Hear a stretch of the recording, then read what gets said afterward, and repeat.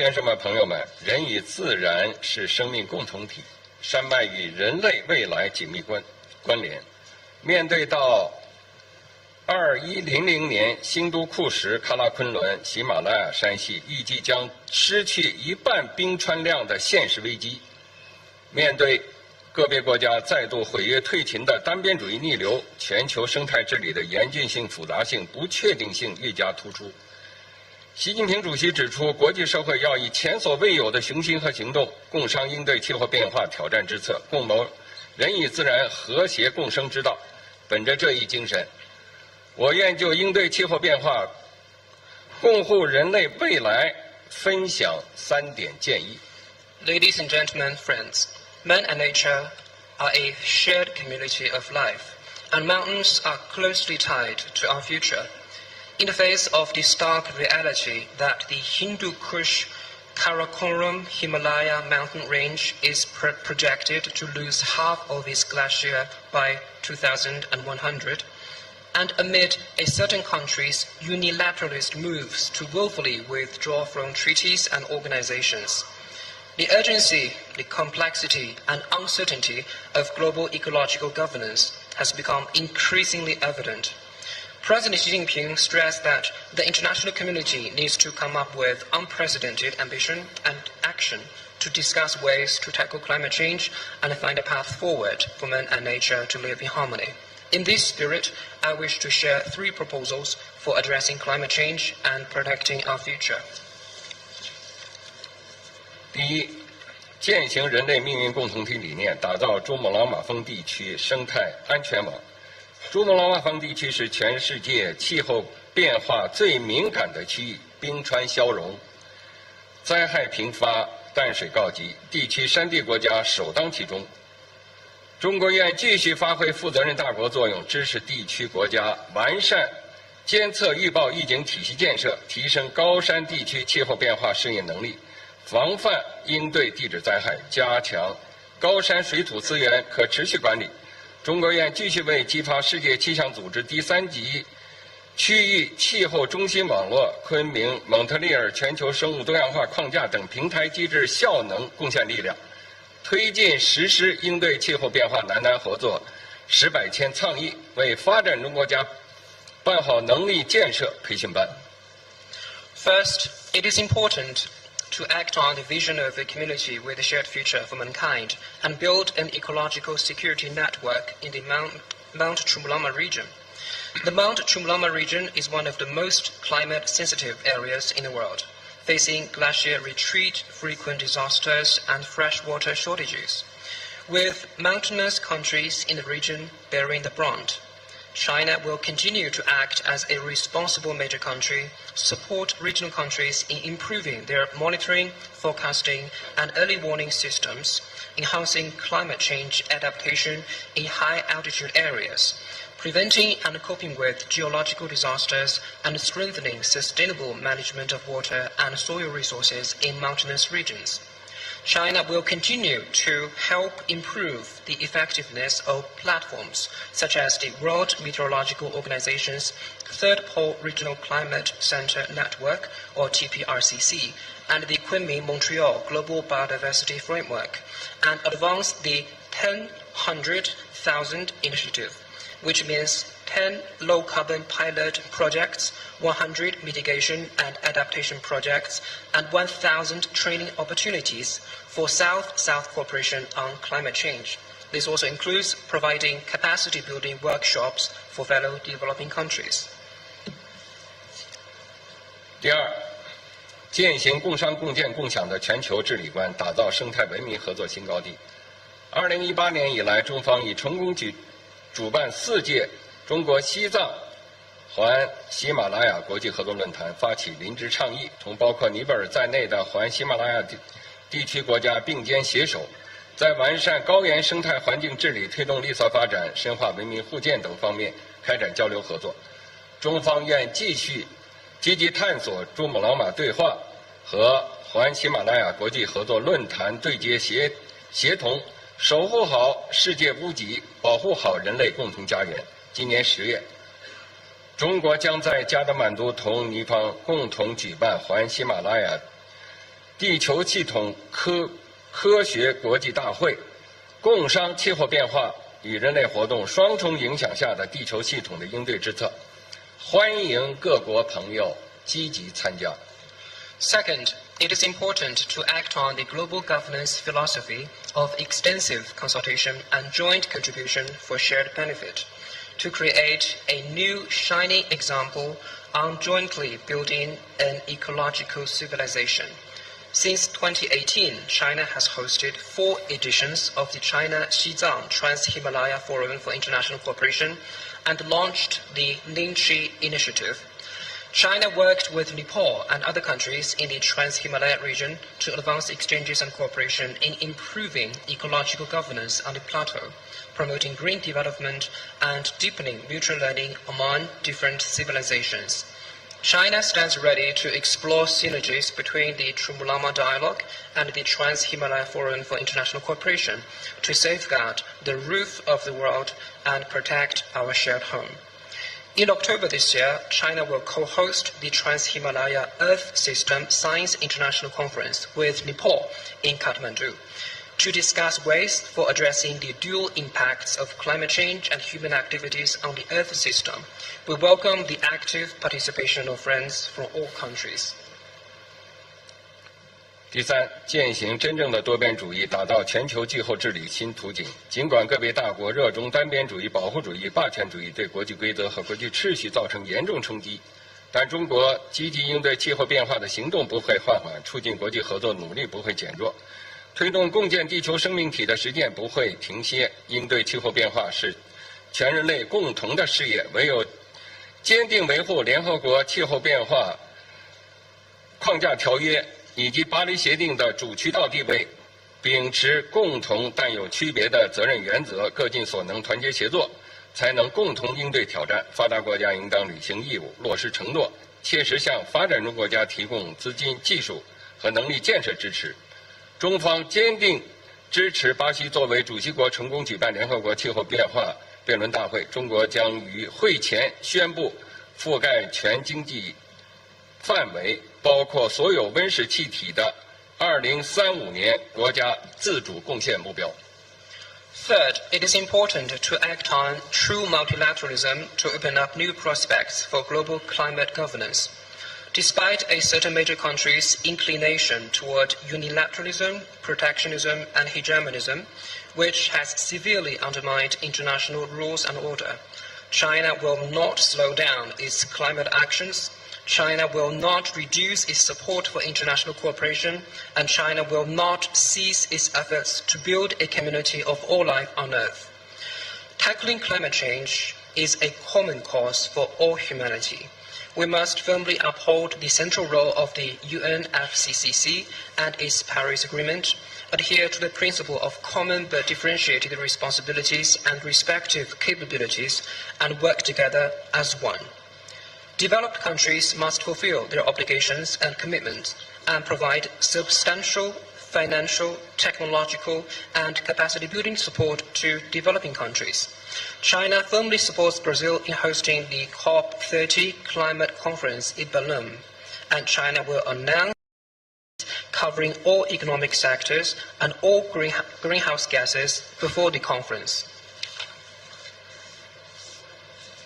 女士们、先生们、朋友们，中国有句古话：“山高人为峰。”尼泊尔有句谚语：“滴水也能装满缸。”让我们携起手来，缔造绿色发展新格局，共同书写人与自然和谐共生的文明新篇章，共同建设清洁、美丽、可持续的世界。Ladies and gentlemen, friends, as a Chinese proverb goes, no mountain is too high for those who seek its peak. The Nepalese often say, drop by drop is the water pot filled. Let us join hands to foster a new paradigm of green development, co-author a new chapter of harmony between man and nature, and together build a clean, beautiful, and sustainable world. 谢谢大家。 Thank you.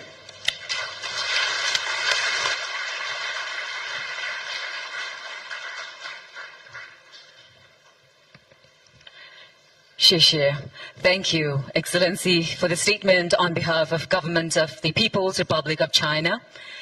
Distinguished guests, ladies and gentlemen, we now have received a video message for the Sagarmatha Sambaad from His Excellency, Mr. Antonio Guterres, Secretary General of the United Nations. I now would like to request our technical team to play the video message. Thank you.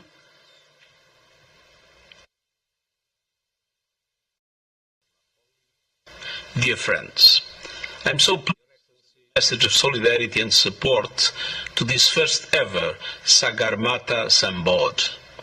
I couldn't agree more with the spirit of this gathering. Sagarmatha Sambaad. I couldn't agree more with the spirit of this gathering. To sink beyond that your majestic mountains, including Sagarmatha, truly inspire us to sink beyond borders and reflect the dialogue and engagement. When I had the privilege of seeing, I have felt that spirit on my visits to Nepal, including most recently, when I had the privilege of seeing the glacial valley basins of Mount Everest and the Annapurnas. Record temperatures. And I saw firsthand how the rooftops of the world Nepal today is on thin ice. Record temperatures have meant record glacier melt.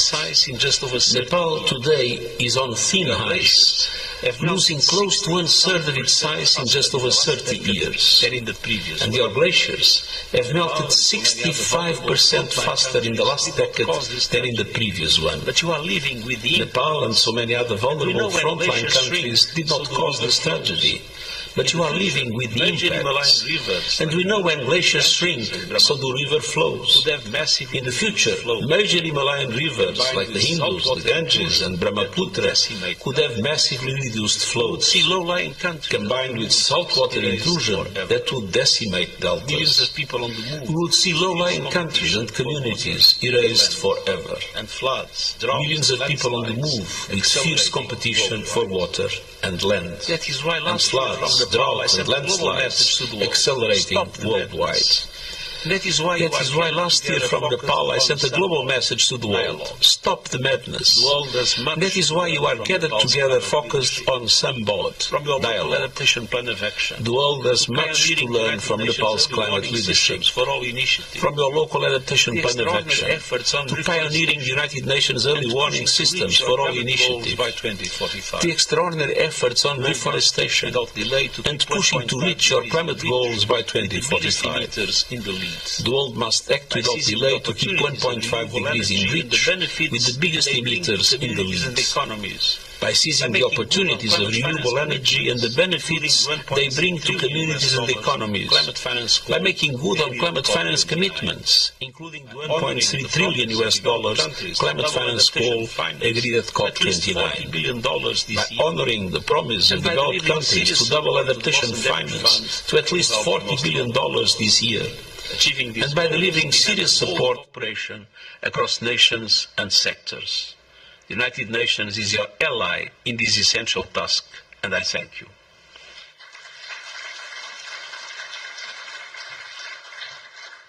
Ladies and gentlemen, we wish to thank His Excellency Secretary General of the United Nations for his thoughtful video message. We fondly recall the official visit to Nepal by Secretary General in 2023. Ladies and gentlemen, now I have the honor to humbly request the Right Honorable Prime Minister to officially unveil the Nepal government's NDC 3.0. So to do the honors, I'd like to request Right Honorable Prime Minister to please come up on stage. Thank you.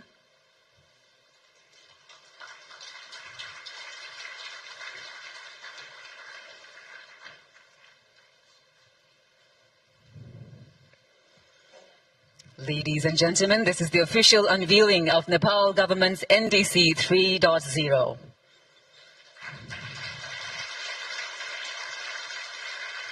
And also to officially hand it over to the COP29 President, His Excellency Mr. Mukhtar Babayev, I'd like to kindly request, sir, to please come up on the stage. Thank you.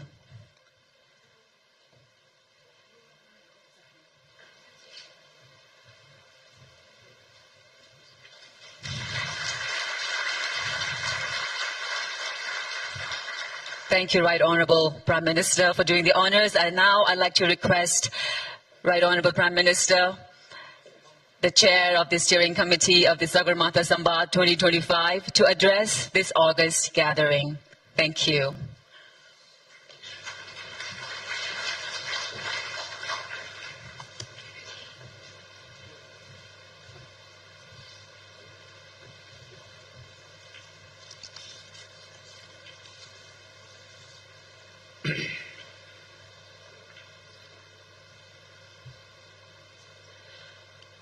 Honorable Ministers, esteemed guests, Excellencies, distinguished delegates, ladies and gentlemen. Good morning and namaste. It is both a deep honor and a heartfelt privilege to welcome you to the inaugural edition of Sagarmatha Sambaad. This is Nepal's Global Dialogue Initiative, a platform for thoughtful reflection, for principled engagement, and for addressing the most urgent challenges of our time. Today, the line between local and global has all but vanished. What happens in one corner of the world echoes across the rest. The fire that rages in one land darkens the skies of others. The melting of distant glaciers shifts the rains, floods the fields, and passes the plains far away. The decisions of a few can shape the destiny of many. It is within this deeply interconnected reality that the Sagarmatha Sambaad was born. A space for honest dialogue, for shared wisdom, for collective action. We have named it after Sagarmatha, the highest point on earth. And we hope this Sambaad, our dialogue, will rise just as high. High in moral clarity, bold in intellectual courage, steady in our shared vision for a better world. Ladies and gentlemen, today the world stands before towering metaphorical mountains. Challenges loom vast and urgent. There, the recovery from the pandemic is still fragile. The climate crisis is speeding up. In many corners of the world, peace feels more distant than ever. Trust in global institutions is weakening. Inequalities within countries and across borders are growing deeper. Multilateralism, once a guiding light, now sways under heavy storms. And yet, amidst this uncertainty, we hold on to a simple, powerful belief: the power of dialogue. Ladies and gentlemen, Nepal is not just a piece of geography. It is a sacred land where wisdom breathes through every stone and stream. Here the spirit of awakening was born. This is the land of Lord Buddha. From this soil, a light emerged, guiding humanity towards peace, compassion, and harmony.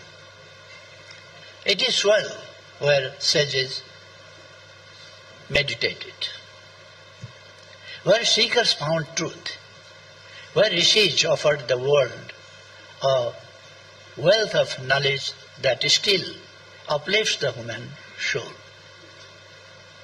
Nepal has always been a place of seekers, not of conquerors, but of contemplators. Not of battles, but of dialogue. Our tradition is rooted in listening with respect, in speaking with sincerity, and in seeking truth together. Sagarmatha Sambaad is born from that very spirit. It is a gentle revival of our ancient ways, a space where wisdom bows to humility, where many voices come together with reverence, where we look for answers, not with ego, but with empathy. We are reminded of an ancient truth, Vade Vade Jayate Tattvada. Through dialogue, truth shines. Even in moments of deep division, it is not silence or shouting that helps us. It is honest conversation. It is honest listening. It is speaking from the heart. Sagarmatha Sambaad is our humble attempt to carry this sacred legacy forward. Our first theme speaks to our soul: climate change, mountains, and the future of humanity. As a Himalayan nation, this is not a distant issue. It is our daily reality. But it is not just ours, it is the world's. Can humanity survive without its mountains? Can we protect the future without protecting these ancient guardians? Mountains may seem far away, but their breath keeps half the world alive. From the Arctic to the Andes, from the Alps to the Himalayas, they are the Earth's water towers. They are our climate poles, and they are in danger. Their fragility is our shared vulnerability. From the lap of Sagarmatha, the world's highest peak, we send this message loud and clear. To protect the mountains is to protect the planet. To protect the mountains is to protect our seas. To protect the mountains is to protect humanity itself. Let this Sambaad be not just a dialogue, but a determination. A determination to listen, to act, and to work together towards a gentler, wiser, and more compassionate world. Ladies and gentlemen, climate change is no longer a distant threat. It is the greatest challenge of our time. It touches everything: our planet, our people, our shared prosperity. No nation is untouched. No society is safe. But the heaviest burden falls on those least responsible. The poorest, the most vulnerable, the mountainous, and the least developed. Nepal stands among them. We have done little to cause this crisis, yet we face its harshest consequences. Glaciers are melting, rains are uncertain, landslides sweep away homes, floods and droughts come without warning. And still, we stand firm. Our emissions are small, almost negligible, but our contributions are meaningful. Our Himalaya cool the region, nature's own climate stabilizer. Our forests cover nearly half of the land, breathing in carbon, breathing out hope. Our rivers flow from the high snows, quenching the thirst of millions. Our protected areas are sanctuaries guarding the planet's rich biodiversity. Nepal has pledged net zero emission by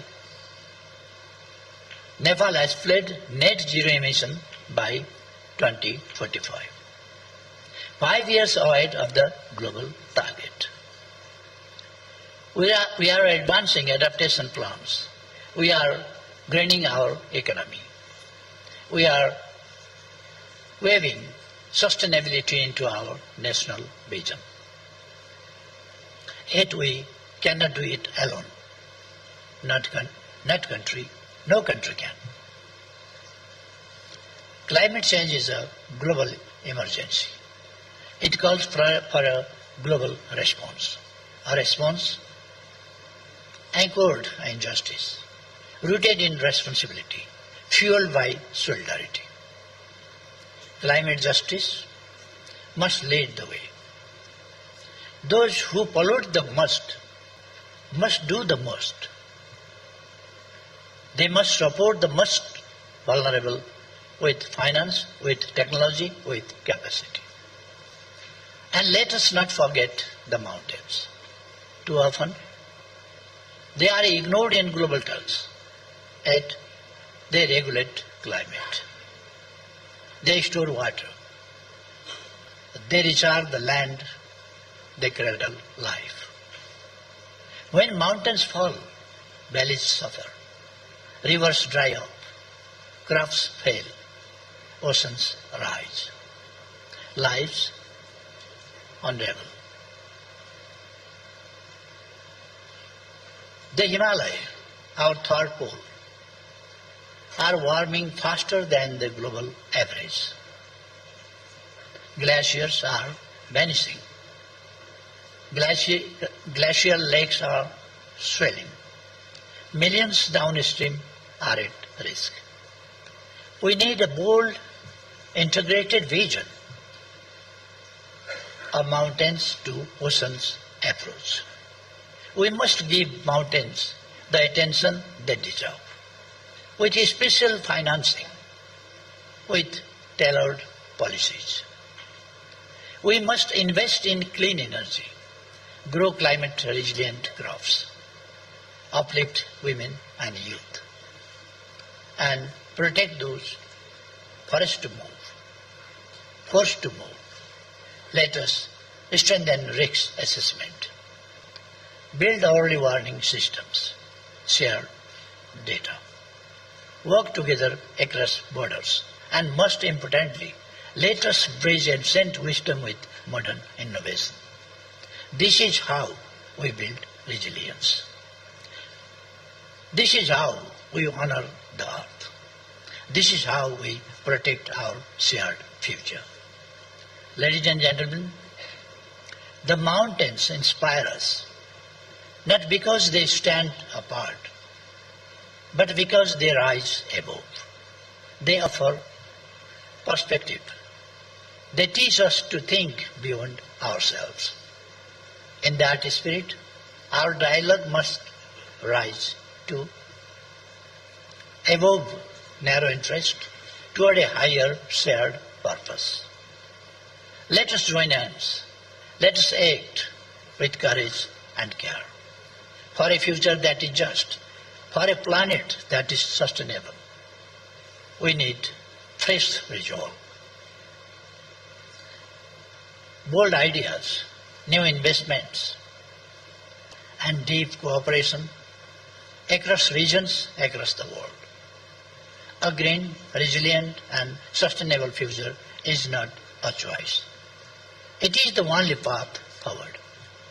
Sagarmatha Sambaad is our humble offering, a global platform to listen, to speak, and to understand. A space to build trust, to imagine a world where harmony with nature and equity among people is not a distant dream but a living reality. Together, let us climb towards the summit of resilience, towards the peak of justice, toward a future built on shared hope. We look forward to your wisdom, to your voices, to your vision throughout this Sambaad. May our time in Nepal be joyful and inspiring in the land of Sagarmatha, in the land of Buddha. Thank you. Thank you.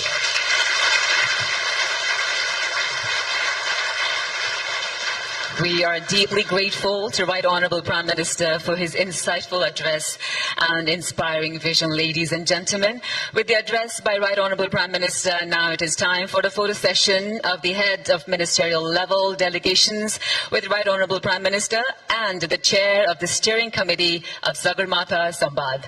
I would now like to request all our delegates, His Excellency Mr. Xiao Jie, Vice Chairman, Standing Committee of the 14th National People's Congress China, to please come up on stage and join Right Honourable Prime Minister. I'd like to request all our delegates, His Excellency Shri Bhupender Yadav, Minister of Environment, Forest and Climate Change, India.